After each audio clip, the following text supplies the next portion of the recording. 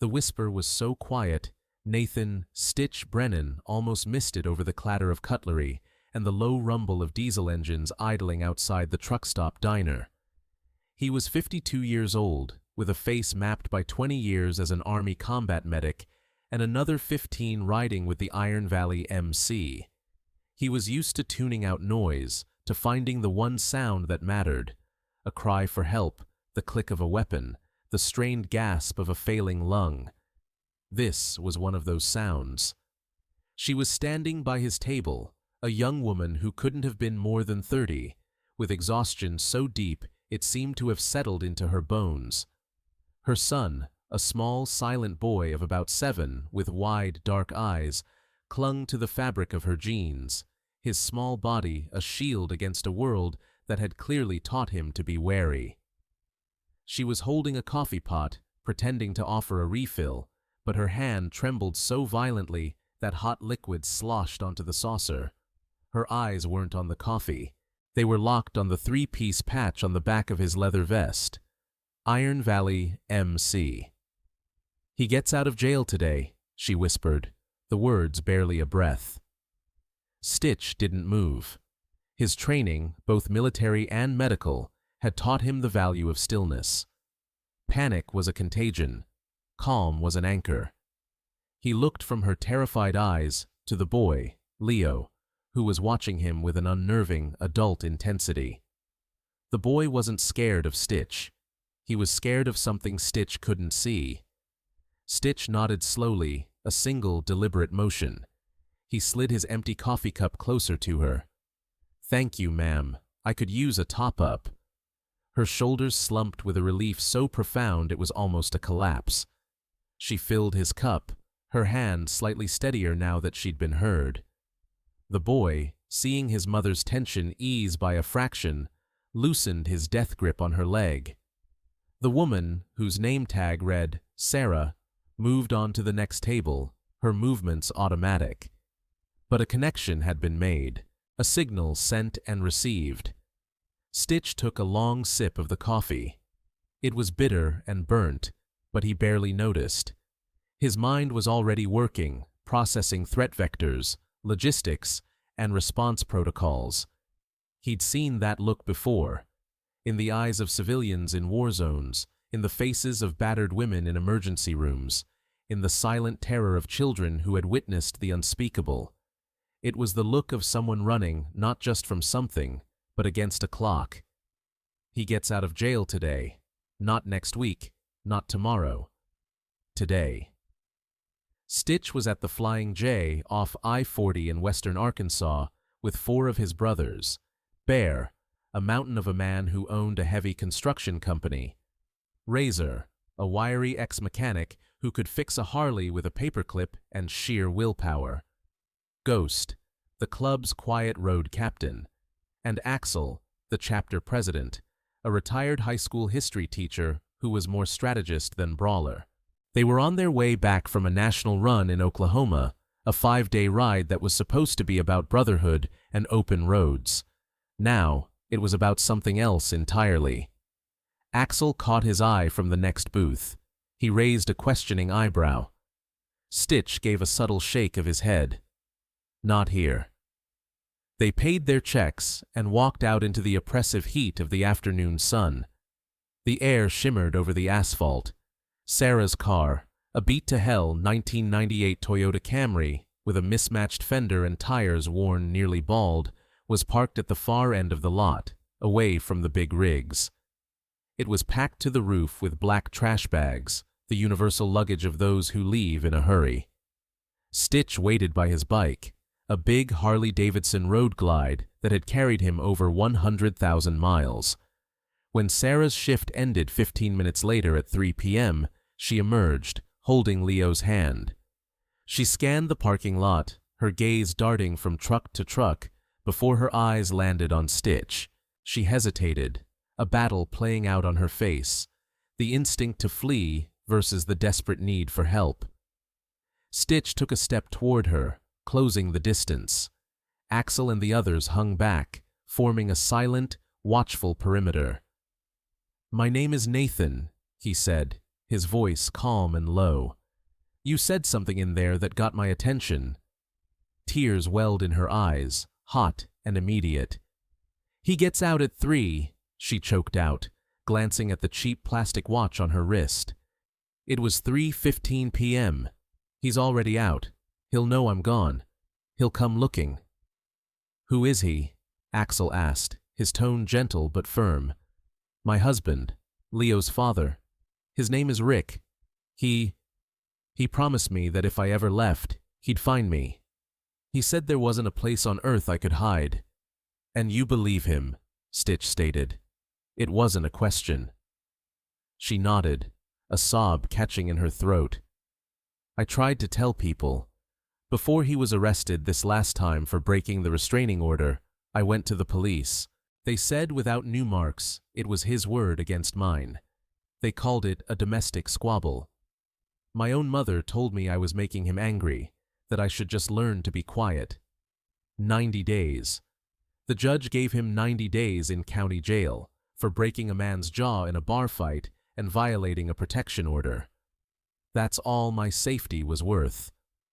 The words hung in the air, a testament to a system that had failed her at every turn. Nobody believed her, not the cops, not her family. They saw a troubled marriage. Stitch saw a hostage situation. He looked at Leo, who was hiding behind his mother's legs again. The boy hadn't said a word. Stitch knelt down, bringing himself to the child's eye level. "Hey, little man, my name's Stitch. That's a cool shirt you got on." Leo peeked out. He was wearing a faded Spider-Man t-shirt. He said nothing, but his eyes were fixed on Stitch's face. "You believed me," Sarah whispered, her voice cracking with the sheer, overwhelming relief of it. "I said 7 words to you, and you believed me." Stitch stood up. "Of course I did," he said simply. 20 years as a medic, you learn to recognize the symptoms. You're exhibiting all of them." "So, where are you going?" "My sister's, in Asheville, North Carolina. It's over 800 miles from here. We've been driving for 2 days from Texas. I ran out of money. I took this job 2 weeks ago, saving up just enough for gas to make the rest of the trip. I thought I had more time. I thought his sentencing was longer." Axel did the math in his head. "That's a long, exposed run. If this guy Rick is determined, he could be on this interstate in hours." Stitch looked at Axel. Axel looked at Bear, Razor, and Ghost. An entire conversation passed between them without a single word. It was a language forged over decades of shared miles, shared dangers, and shared loyalty. The decision was unanimous. Axel stepped forward. "Sarah, my name is Marcus, but my friends call me Axel. We're going to get you to your sister's." Her eyes widened. "You can't. I can't pay you. I have $27 and half a tank of gas." Bear rumbled with a deep laugh. "Ma'am, we don't want your money." He pulled a thick roll of cash from his jeans and peeled off $300 bills. "This is for gas and food. You and the boy need to eat something better than diner coffee. Now, give me your keys. Razor's gonna check your tires and fluids. We're not leaving until that car is safe to drive." Sarah stared at the money, then at the 5 weathered bikers surrounding her, their leather vests a uniform of quiet intimidation. But for the first time in what felt like a lifetime, she wasn't afraid. She was safe.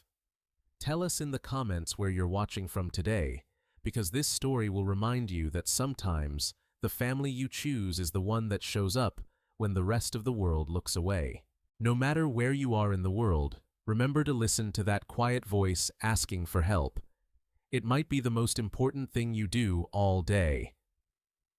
While Razor went to work on the Camry, discovering dangerously low oil and a tire with a slow leak, Stitch made the call. He walked away from the group, pulling out his phone. He dialed a number he knew by heart. "Prez, it's Stitch. I'm at the Flying J off I-40, mile marker 182. I've got a situation. a mother and her kid. Domestic violence flight risk.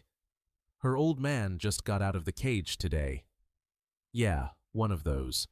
We need to run a protective escort, about 300 miles east, to get her to the Tennessee state line where the Knoxville chapter can pick her up. The voice on the other end was gravelly. How many bikes you got? 5 of us here. She's in a junker Camry. We can't run fast. We need bodies. We need to make a statement. There was a pause. I can have 8 guys from the Little Rock chapter meet you at the I-30 junction in an hour. Another 10 from Memphis can join up just west of the Mississippi River Bridge. That gives you 23 bikes. Will that be enough? It'll have to be, Stitch replied. Tell them to ride hard. This guy is motivated. He hung up and made a second call, this one to a friend, Sergeant Frank Miller of the Arkansas State Highway Patrol. Frank, it's Nathan Brennan. Just giving you a courtesy call. The Iron Valley MC is running a Code 7 escort for a civilian family. We'll be on I-40 eastbound from mile marker 182 for the next 5 hours. Everything's above board. Just want to make sure your troopers know we're on a protection detail, not a party run. Got it, Nate. Appreciate the heads up. You need anything? Just a clear road. And maybe run a plate for me. Rick Allister, driving a dark blue Ford F-150, Texas plates. Just got released from Dallas County today. Let me know if he gets pinged by any traffic cams heading this way. Will do. Stay safe, Stitch. By 4 p.m., the Camry was as roadworthy as Razor could make it. Bear had filled the tank and stocked the car with a cooler full of water, sandwiches, and snacks for Leo. The boy had finally accepted a small, carved wooden bear from the big man, clutching it in his small hand.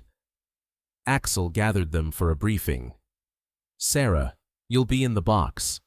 That means you stay in the middle lane. I'll be on point. Ghost and Razor on your wings.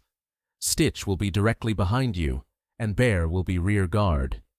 You drive the speed limit, not faster, not slower. Don't stop for anything. If you need to stop, you radio us. He handed her a small walkie-talkie. We'll have our comms on. You hear me? She nodded, her face pale but determined. The 5 Harleys roared to life, a sudden concussive thunder that made other drivers stare. They moved into formation, a precise military-style choreography.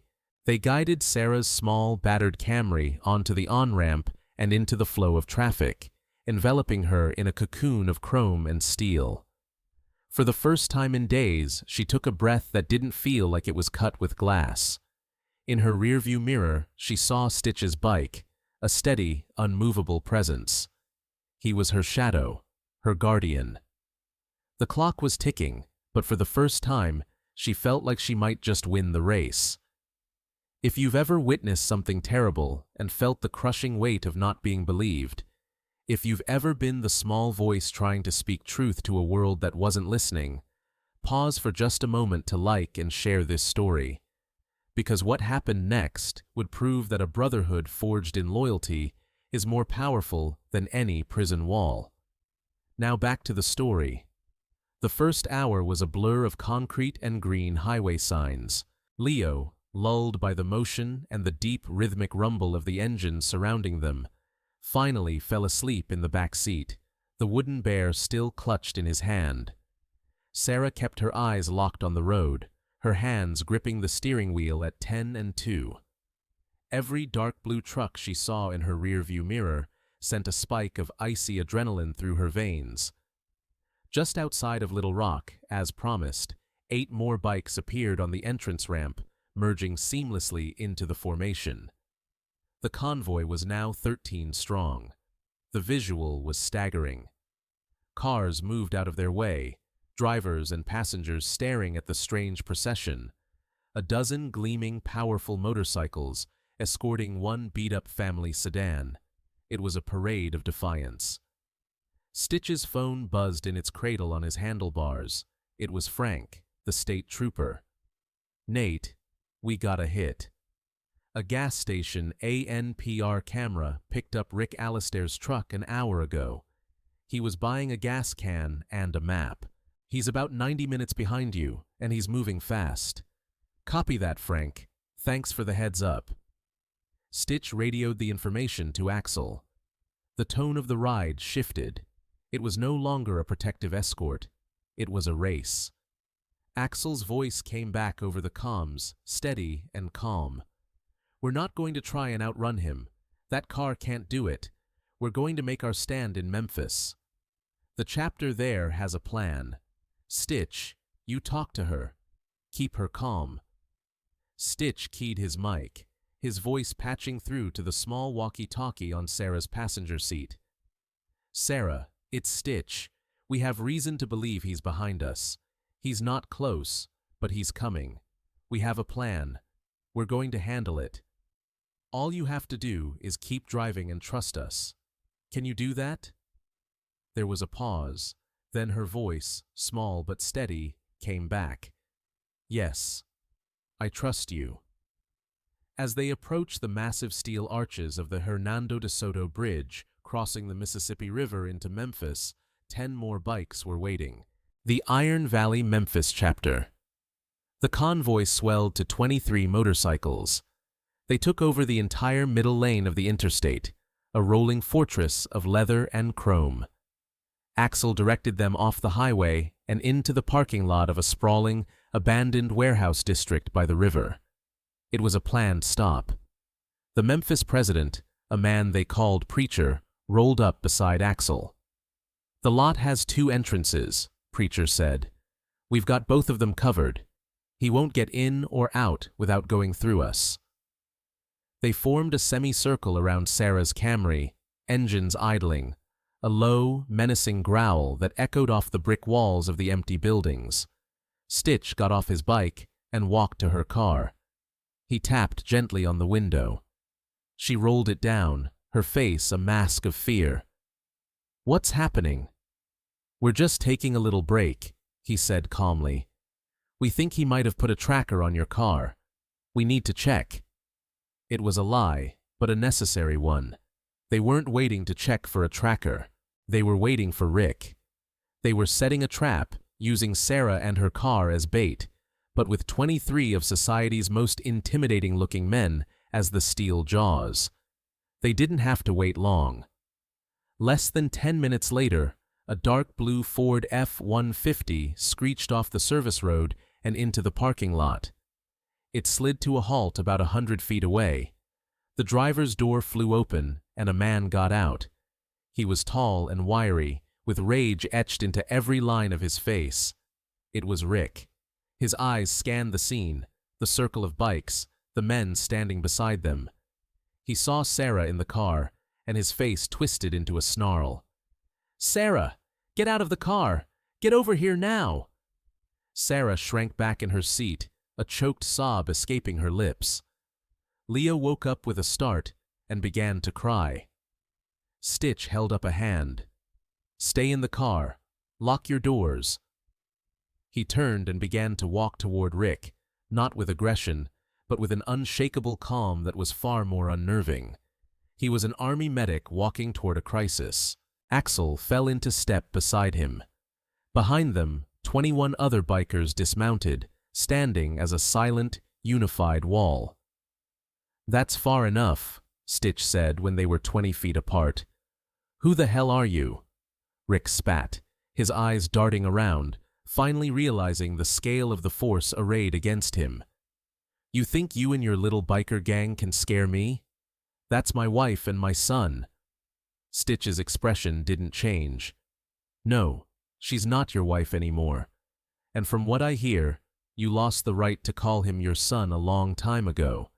She doesn't want to see you. So you're going to get back in your truck and you're going to drive away."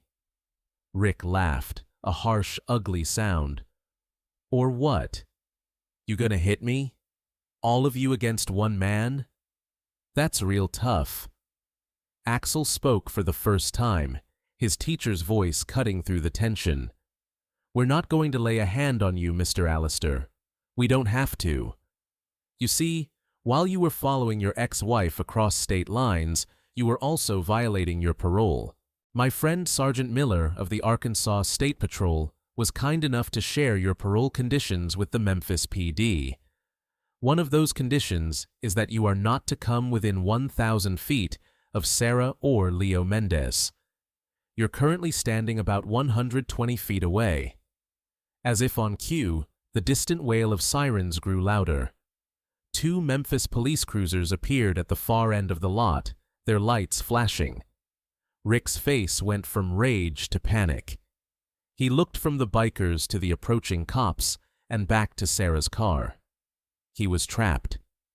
The power he wielded through fear and intimidation was gone, useless against this wall of quiet, resolute men. He had been outmaneuvered, outsmarted, and utterly defeated without a single punch being thrown. He scrambled back into his truck, but it was too late. The cruisers blocked the exit. The police officers got out, their hands on their weapons. Stitch turned his back on the scene of Rick's arrest and walked back to the Camry. The confrontation was over. Justice this time had been swift and absolute. If this story has touched your heart, take a moment to share it and subscribe to Bike Diaries, because what happened next would prove that the end of a nightmare is the beginning of a new life. Hit that hype button, and if you want to support what we do, the membership link is below. Now back to the story. With Rick Allister in the back of a police car, a palpable wave of relief washed over the entire group. The low growl of the idling engines died down, replaced by the sound of the wind whipping off the Mississippi River. The Memphis chapter bikers gave nods of respect to Axel and his crew before mounting up and riding away, their job done. Stitch knelt by Sarah's open window. "He's gone," he said softly. "They're taking him back. With the parole violation and the stalking charge across state lines, he won't be getting out again for a very long time. It's over." Sarah rested her forehead against the steering wheel, and her body shook with years of pent-up fear and exhaustion finally being released. The sobs were silent at first, then grew into wrenching, cathartic cries. Leo, in the back, watched his mother, his own tears tracking silently down his cheeks. Bear opened the back door and gently unbuckled the boy. "Come on, little man," he said in his deep, soft voice. "Let's you and me go check out that big bridge." He lifted Leo out and carried him over to the edge of the parking lot, pointing out the barges moving slowly down the river, his calm presence a balm for the boy's frayed nerves. The remaining members of the Iron Valley, Tennessee chapter formed a new escort. It was another 5 hours to Asheville, but this ride was different. The tension was gone, replaced by a quiet sense of triumph.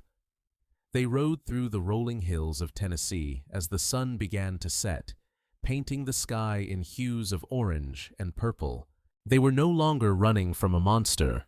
They were delivering a family to freedom. They arrived at a small, neat house on a quiet suburban street in Asheville just after 1 a.m. A light was on in the window. As they pulled up, the front door opened and a woman rushed out. She looked so much like Sarah, but her face was etched with worry, not fear. When she saw the phalanx of motorcycles surrounding her sister's car, she stopped, her eyes wide. Sarah got out of the car, her legs unsteady. "Amy!" she cried. Her sister ran to her, and they collapsed into each other's arms, weeping with relief. Amy looked over her sister's shoulder at the group of bikers, who were now quietly dismounting. Who are you?" she asked, her voice trembling. "We're friends," Axel said simply. "We just wanted to make sure she got here safe." The reunion was everything Sarah had dreamed of during her darkest moments. It was safety. It was family. It was the end of the road. An hour later, after Leo had been tucked into a warm bed, Sarah and her sister brought out coffee and sandwiches for the bikers, who were sitting on the curb, their long ride finally over. Sarah found Stitch, who was standing apart from the others, looking up at the stars. "How do you thank someone for this?" she asked, her voice thick with emotion. "How do parents thank someone for giving them back their future? You didn't just give me a ride, you gave me my life back. You gave my son a chance to be a kid." "Thank you doesn't feel like enough." Stitch looked at her, his weathered face soft in the dim porch light. "You were the one who was brave, Sarah. You packed your car, you took your son, and you drove. You did the hardest part. We just held the line for a few 100 miles. That's what brothers do." He then knelt, looking at the front door where Leo was now asleep. He pulled a small circular patch from an inner pocket of his vest. It was his old medic patch from the army. He handed it to Sarah. "Give this to Leo when he's older," he said. "Tell him it belonged to a friend. Tell him it's a reminder that there are good people in the world who will show up. And tell him that if he ever needs anything, and I mean anything at all, he has an entire family of uncles on loud motorcycles who will come running." He gave her a card with his number and Axel's. Not just a gesture, but a promise. A lifeline. As the sun began to rise, the bikers prepared to leave. They had a long ride back to Texas. There were handshakes and quiet goodbyes. As Stitch swung his leg over his Harley, Sarah stopped him one last time. "You saw me," she said, her eyes clear and bright for the first time. "In the diner. I was invisible, just another tired waitress. But you saw me." Stitch smiled, a rare, genuine smile that reached his eyes. "I'll always see you," he said. "That's what friends do." With a final deafening roar, the Iron Valley MC rode off into the dawn, leaving behind a family they had saved, and a silence that was, for the first time in a very long time, truly peaceful. Thank you for watching this story about Sarah, Leo, and the Iron Valley Motorcycle Club. It's a powerful reminder that heroes don't always wear capes. Sometimes they wear leather and ride Harleys. The world can feel like a dark place, but there is always light to be found in the courage of a stranger willing to step in and help. If you or someone you know is in a dangerous situation, please reach out to the resources available in your area. Now is the time to subscribe to Bike Diaries, hit that hype button, and use the membership link below. Share this with everyone who needs to remember that brotherhood isn't just about blood, it's about showing up. Tell us in the comments, have you ever been the person who helped or the person who needed help? We want to hear your stories. 1 year later. The annual Iron Valley MC Charity, BBQ, was in full swing.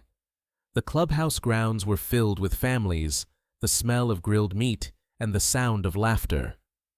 Amidst the crowd of bikers and their families, a woman with a confident smile and happy eyes moved with ease, carrying a tray of cupcakes. It was Sarah. She had moved to Texas 6 months after arriving in Asheville. With the club's help, she found a job as a paralegal for a nonprofit that helped domestic abuse survivors navigate the legal system. She was using her experience to help other women find their own freedom.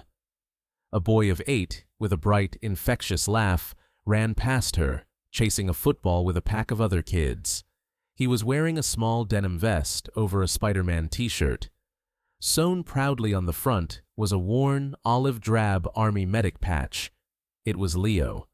He was no longer a silent, watchful child. He was just a kid, happy and loud and carefree. Stitch, standing by the grill with Axel, watched him run. He'd made the 800-mile ride to Asheville for Leo's 8th birthday. When Sarah told him she was thinking of moving back to Texas to be closer to her new, extended family, the club had mobilized once again. This time, it wasn't an escort. It was a moving company. 12 bikers, 3 pickup trucks, and a U-Haul made the trip in a single weekend. The story of the 300-mile escort had become a piece of club lore, a story told to new prospects to explain what the 3-piece patch truly meant. It wasn't about being tough, It was about being a shield for those who had none. Leo, having caught the football, ran over to Stitch and threw his arms around the biker's legs. "Hey, Uncle Stitch, watch this!" He ran back to the game, his little vest a symbol of a promise kept. Sarah came and stood beside Stitch, handing him a cupcake. "He's thriving," she said, her voice filled with a quiet, powerful gratitude. "He calls all of you his uncles. He thinks he has the biggest, coolest family in the world." Stitch nodded, his throat tight with emotion. "He does." He knew that what they did that day on I-40 wasn't just about protecting a woman and her son from a man. It was about affirming a fundamental truth, that a community, a true brotherhood, could build a fortress around the vulnerable that no monster could ever breach. They hadn't just escorted her home, they had brought her into theirs. And that was a ride that would never truly end.